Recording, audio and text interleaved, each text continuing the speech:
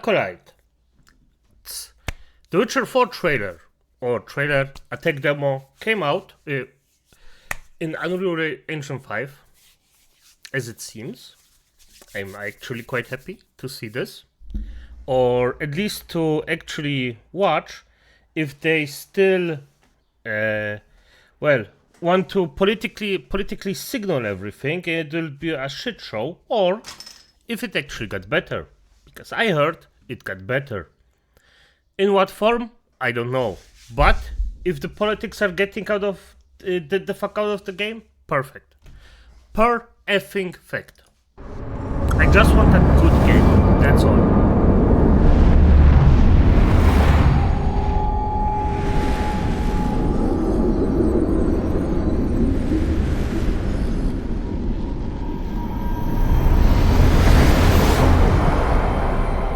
State of an... Okay.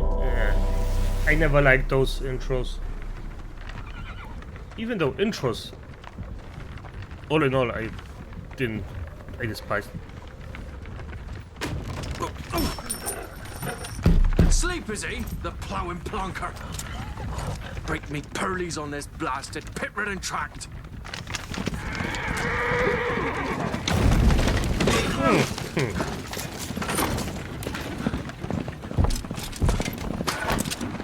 Where's fear not dry road? Aye, the devil's out there! Just running from! It has to be a big boy. Oh, fuck. Let me out there. Shield him.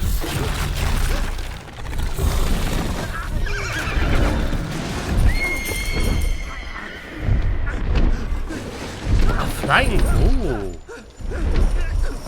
Is this a dragon or a vampire? It's big enough to... A griffin should be a griffin. But griffins normally don't... No. It could be. Oh! A Mantikor. Griffins don't have that type of wings. It's more Mantikor.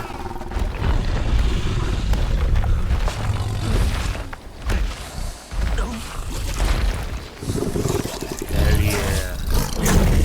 Hell effing yeah.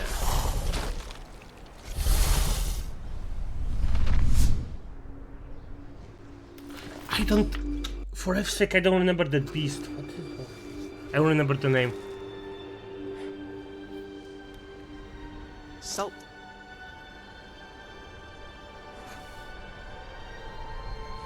Almost had me fooled, Fruin.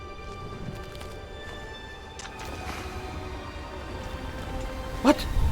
Take the silver! What the fuck?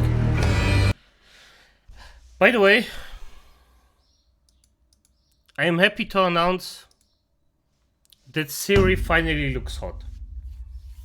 Don't get me wrong, in the last trailer she wasn't per se ugly, she was just uglified in my opinion. Now, 10 out of 10, freaking Ciri, nice. Extremely nice. I am happy they did this. And I hope that they kick every single political theme out of their fucking game. And that Ciri is a witcher, it is what it is. If the game is good and her legacy gets continued in a proper way, I don't care.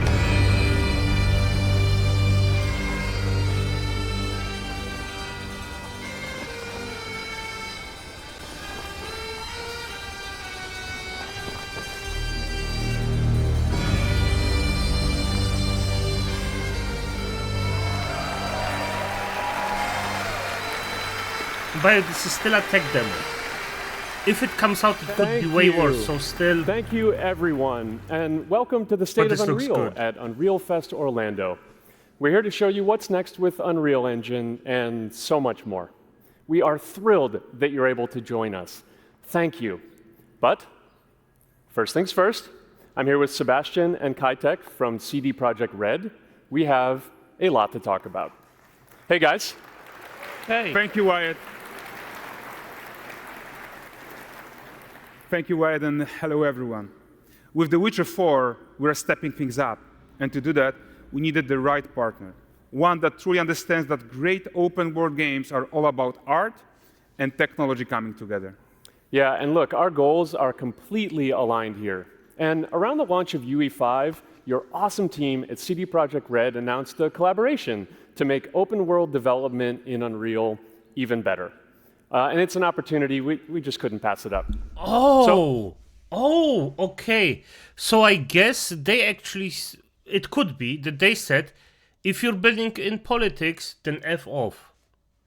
Because CD Projekt Red isn't, well, that good. But we've been working on a technical demo together to achieve just that. I think we should take a look at it. You guys ready?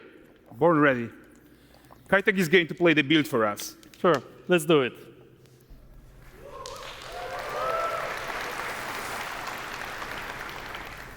This is a technological showcase set in the world of The Witcher 4. What you just saw and are going to see now is running on a standard PlayStation 5 at 60 FPS with ray tracing. So in the game, you'll be playing as Ciri, a professional monster slayer, a witcher. She explores the world and hunts down monsters for coin. The region we are in is called Kovir, and you'll get to explore it in a game. This looks nice. Right now, Ciri is investigating a monster, and after gathering new clues, she is heading back to a nearby village. Yeah. Where is the menu to life? All right, everyone, meet The active Kelpie. potion. Let weeds be weeds, Kelpie. So just like Kelpie. Geralt had Nice wrote, name. Ciri has her own loyal companion. By the way, a Kelpie is actually a mythical horse beast in Scotland, Ireland. I always, for some reason, I think that those are the same. Irrelevant. A Kelpie is basically a horse that lives in water and, well, glues people to itself so it can drown them and then eat them. So, there's that. We return to town. These two characters need to feel like one.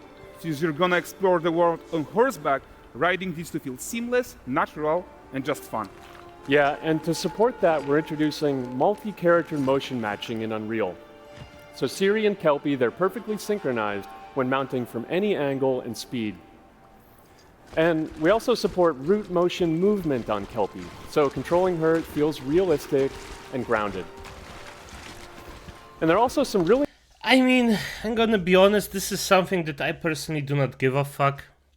It will be janky anyway when it releases to some degree, because this is a tech demo, so don't forget that. It's just a pre-show.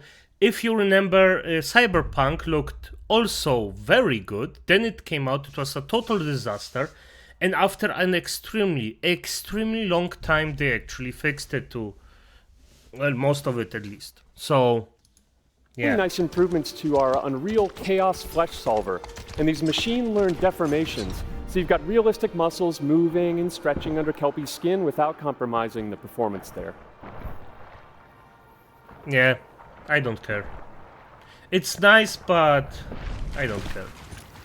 So let's leave Ciri behind for a second and talk about the world itself. So much of the Witcher world is natural, organic, especially Kovir with its dense forest and wild nature. Yeah, and wild nature is hard. And with nanite geometry, we've freed artists from so many of their old constraints. But we don't want to rest until everything we do in Unreal has that same spirit of freedom. There's always more. This all looks fine and dandy, but it also could be that it just, well, destroys your CPU. And it doesn't matter if it's on a console or not, because a short tech demo can be as fancy as you want, but if the full game comes out, you won't have this. This is a way too high fidelity. I do not think that this will come out as it is. That's just too much. And especially from CD Projekt Red, come on, like, let's be realistic, no. More work to do. And foliage is a huge piece of that puzzle. So we are excited to introduce nanite foliage. And in order to achieve gorgeous foliage density everywhere, while still being memory efficient, fast to render, we believe that a new idea was needed. So instead of the same card approach we've been using for the past 20 years, artists should be free to take a nanite approach to foliage, modeling every single leaf and pine needle. Oh, for F's sake, of course I forgot to turn on the mic. Sorry about that. Was out. Let's continue. And the old LOD tricks of the past, they needed a complete rethink. And in their place, it's a new adaptive voxel representation in nanite. It's volumetric, it's fully 3D, it is super fast to render. And these dense clusters of triangles turn into these cubes, which at a distance, they're no larger than a pixel, and they react to the changing light of our dynamic sun and our shadows, and they allow artists to render whatever amount of foliage is needed. As I said, how many times did we actually get this stuff after a full game release?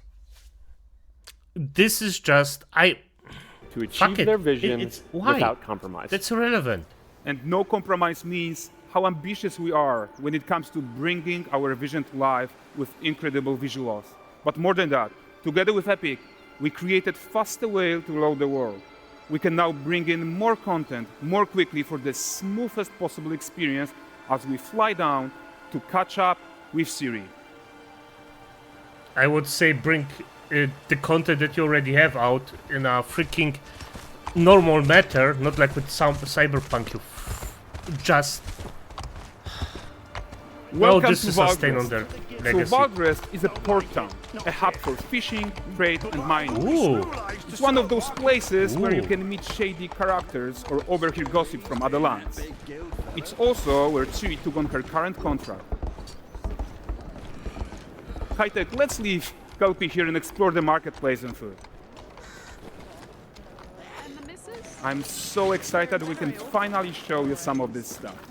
Let's see what Valgrest has to offer.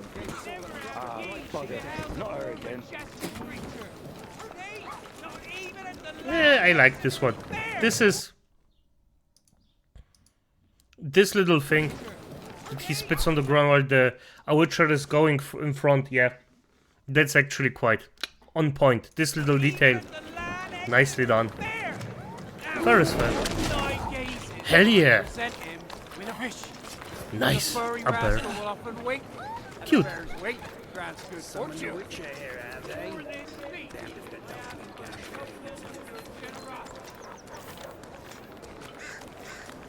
Pardon. Guys, notice how responsive the world is. That's also a bit overdone. Character actions directly affect what enough. happens around you, sometimes even setting off chain reactions. Everything is The working pig. together. Nice. Oh, that's cute. Oh. Show gameplay for fuck's sake. Oh, look at this poor gentleman being taught how to fly by an angry innkeeper. That's what happens when you cheat at Gwent. Last of it, is it?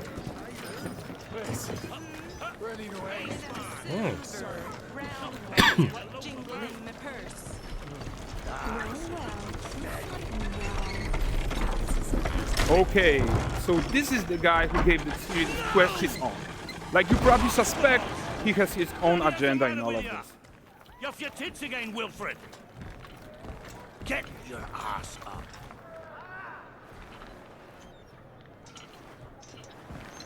A typical day's toil. Who in?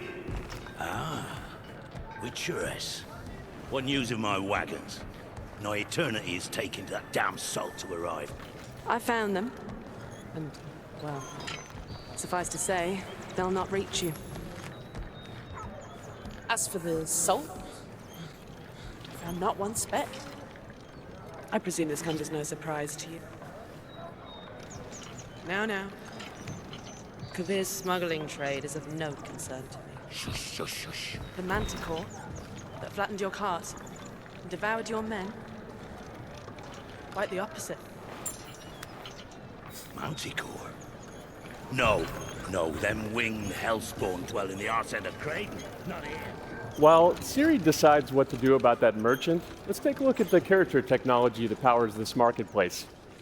Why don't we listen in on these fishmongers? They're selling their wares, chatting up customers. And catch this is. Won't find none fresh. I mean, this is all nice and stuff, but show us gameplay for fuck's sake. Yeah, it looks nice, but every fucking idiot can bring up a tech demo that looks nice. It's just worthless right now. Get this cleaned and gutted for you. You mind, dearest? Into seeing something more. Got mackerel cod, all Brexit's finest. And there is tons of tech at play here, even in the simple market stall. Metahuman tools, improved Unreal smart objects, chaos cloth, and more. Yeah, and all of this exists to make sure that the gap in quality between Ciri and NPCs is as small as possible. Yeah, and closing that gap, it's not just about fidelity, right, but also authenticity. They should react to changes in the world around them. But the prisoner in Pillory isn't exciting enough for Valdrest. Let's grab everyone's attention with a circus.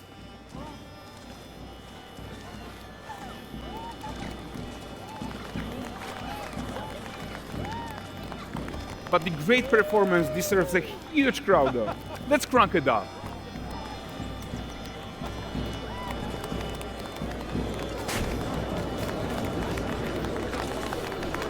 So you are seeing tons of optimizations here to many of Unreal systems, including an entirely new Unreal animation framework, allowing us to fit easily in our 60 FPS budget, not just in rendering, but also with room to spare on the game thread.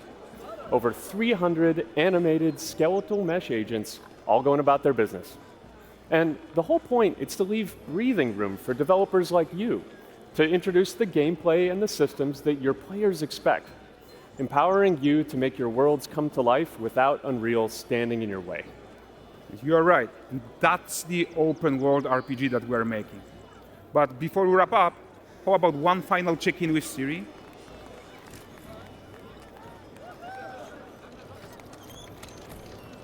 We are making this game to be the most immersive and ambitious open world Witcher game ever. And we are making this a reality thanks to our work on Unreal. Then you already effed up because there is no fighting going on. No potion making. With the team at Epic. I think what we are doing together is going to bring in a new generation of open world RPGs, and I'm so proud of what we accomplished so far. We are too. So we're almost done, but before we go, here's a small gift for all Witcher fans. A first look at Lanexeter. It looks nice. It looks very nice. Onward, Kelby. We've worked. Yeah, fair enough. It's... the entire thing looks fair enough, I guess. I mean, it's just a showcase or technical demo. It's zero gameplay, not even an idea what you could do. That worries me greatly, to be quite honest.